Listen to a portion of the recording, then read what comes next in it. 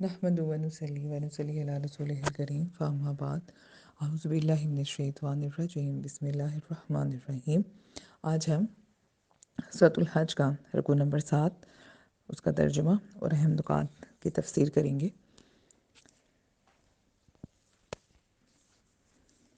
قل یا ایھا الناس انما انا لکم نذیر مبین، فرما دیجئے اے لوگوں، میں تو محض تمہارے لیے عذاب الہی کا ڈر سنانے والا ہوں۔ بس جو لوگ ایمان لائے اور نیک عمل کرتے رہے ان کے لیے مغفرت ہے اور مزید بزرگی والی عطا ہے،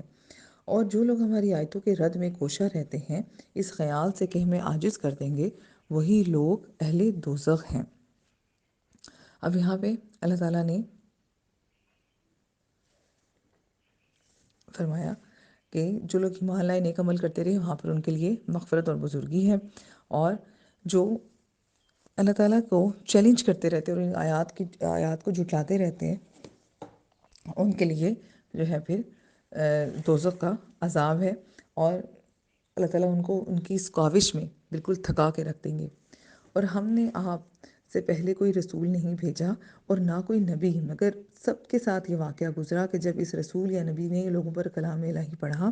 تو شیطان نے لوگوں کے ذہنوں میں اس نبی کے پڑھے ہوئے یعنی تلاوت شدہ کلام میں اپنی طرف سے باطل شبہات اور فاسد خیالات کو ملا دیا۔ سو شیطان جو وسوسے سننے والوں کے ذہنوں میں ڈالتا ہے اللہ انہیں زائل فرما دیتا ہے، پھر اللہ اپنی آیتوں کو اہل ایمان کے دلوں میں نہایت مضبوط کر دیتا ہے، اور اللہ خوب جاننے والا اور بڑی حکمت والا ہے۔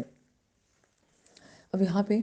اللہ تعالیٰ فرما رہے ہیں، آقا علیہ السلام کو بتا رہے ہیں کہ آپ سے پہلے ہم نے جتنے رسول نبی مبعوث فرمائے ان سب کے ساتھ یہ معاملہ ہوا کہ جب انہوں نے ہماری آیتیں لوگوں کو پڑھ کر سنائیں تو شیطان نے لوگوں کے دلوں میں ان آیات کے بارے میں طرح طرح کے شکوک و شبہات پیدا کر دیے، بجائے اس کے کہ وہ ان آیات کو قبول کرتے الٹا ان کے خلاف محاذ قائم کر لیا اور اعتراضات کی بوچھاڑ کر دی۔ اور یہ مفہوم متعدد دوسری آیات میں بھی بیان ہوا ہے کہ شیطان اپنے چیلوں کے دلوں میں طرح طرح کے وسوسے ڈالتے تاکہ وہ تمہارے ساتھ بحث و مباحثہ شروع کر دیں۔ اور اسی طرح ایک اور جگہ پہ دوسری آیت میں اللہ تعالیٰ فرما رہے ہیں کہ اس طرح ہم نے ہر نبی کے لیے سرکش انسانوں اور جنوں کو دشمن بنا دیا، اور وہ لوگوں کو دھوکہ دینے کے لیے ایسی باتیں سکھاتے ہیں جو بڑی ظاہری دلکش ہوتی ہیں۔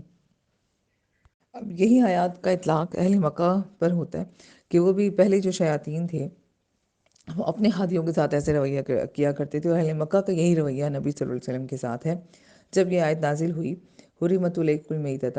کہ تم پر مردار حرام کر دیے گئے، تو مشرکین اسے لے اڑے اور اس پر اعتراض جڑ گیا کہ دیکھو جسے خود مارتے ہیں اس کو تو حلال کہتے ہیں، لیکن جسے اللہ مار دے اس کو یہ حرام کہتے ہیں۔ اسی طرح جب سود کی حرمت کا حکم نازل ہوا تو ان کی زبان کہتے ہیں اور سود کو حرام کہتے ہیں، تاکہ دونوں میں ہی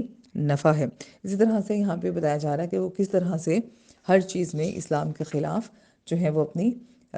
زبان درازی کیا کرتے تھے۔ آگے اللہ تعالیٰ فرما رہے ہیں آیت نمبر 52 میں کہ ثم یحییکم اللہ آیاتہ، کہ جب شیطان لوگوں کے دلوں میں جب وسوسے ڈالتے ہیں تو اللہ تعالیٰ اپنی حکمت سے اس کا ازالہ فرما دیتا ہے اور لوگوں کے دلوں کا یقین پھر تازہ ہو جاتا ہے۔ یہ اس لیے ہوتا ہے کہ اللہ ان باطل خیالات اور فاسد شبہات کو جو شیاطین لوگوں کے دلوں میں ڈالتا ہے ایسے لوگوں کے لیے آزمائش بنا دے جن کے دلوں میں منافقت کی بیماری اور جن لوگوں کے دل کفر و عناد کے باعث سخت ہے، اور بے شک ظالم لوگ بڑی شدید مخالفت میں ہیں۔ یعنی شیطان کی قرآن آیات کے متعلق شیطان کی وسوسہ اندازیوں سے وہی لوگ آزمائش میں مبتلا ہوتے ہیں جن کے دلوں میں کفر و نفاق کی بیماری ہوتی ہے، اور جن کے قلوب کی سنگلاخ زمین میں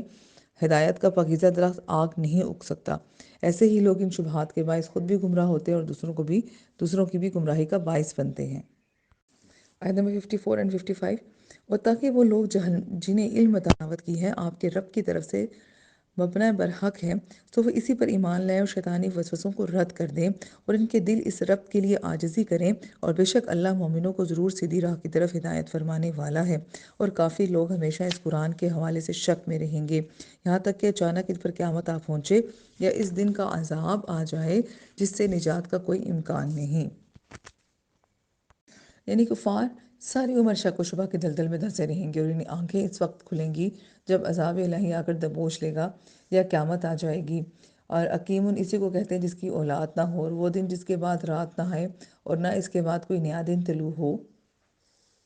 اس کو بھی اس لحاظ سے حکیمن کہہ دیتے ہیں۔ جب کسی قوم پر تباہی نازل ہوتی ہے تو اس کی زندگی کا وہ ایسا دن ہوتا ہے جس کے بعد اس کے لیے گردش لیل و نہار کا سلسلہ منقطع ہو جاتا ہے، اس لیے اس کو بھی حکیم کہا گیا ہے۔ حکمرانی اس دن صرف اللہ ہی کی ہوگی، وہی ان کے درمیان فیصلہ فرمائے گا۔ پس جو لوگ ایمان لائے اور نیک عمل کرتے رہے وہ نعمت کے باغات میں قیام پذیر ہوں گے، اور جنہوں نے کفر کیا اور ہماری آیتوں کو جھٹلایا تو انہی لوگوں کے لیے ذلت آمیز عذاب ہوگا۔ قیامت کے دن بادشاہی اور حکمرانی تو صرف اللہ تعالیٰ کی ہوگی، اور اس کے حکم کے بغیر کوئی پتہ بھی حرکت نہیں کر سکے گا، کوئی ذرہ اپنے جگہ سے سرک نہیں سکے گا۔ لیکن کہیں ایسے لوگ ہیں جو اس دنیا میں اپنی بادشاہی اور سلطانی کا دعویٰ کرتے ہیں، لیکن قیامت کے روز سب جھوٹے شہنشاہوں کی زبانیں جو ہیں وہ کنگ کر دی جائیں گی، ہونٹ سل کر دیے جائیں گے، دل خوف کی شدت سے ڈوبا ہوا ہوگا۔ سب پر آشکار ہو جائے گا کہ سارے جہان کا حاکم و فرمانروا صرف اللہ تعالیٰ ہے، وہی نیکیوں کو ان کی نیکیوں کا اجر اور نافرمانوں کو ان کی نافرمانیوں کی سزا دے گا۔ یہاں پر رکوع نمبر 7 اختتام پذیر ہوا۔ وآخر دعوانا الحمدللہ رب العالمین، والسلام علیکم ورحمۃ اللہ وبرکاتہ۔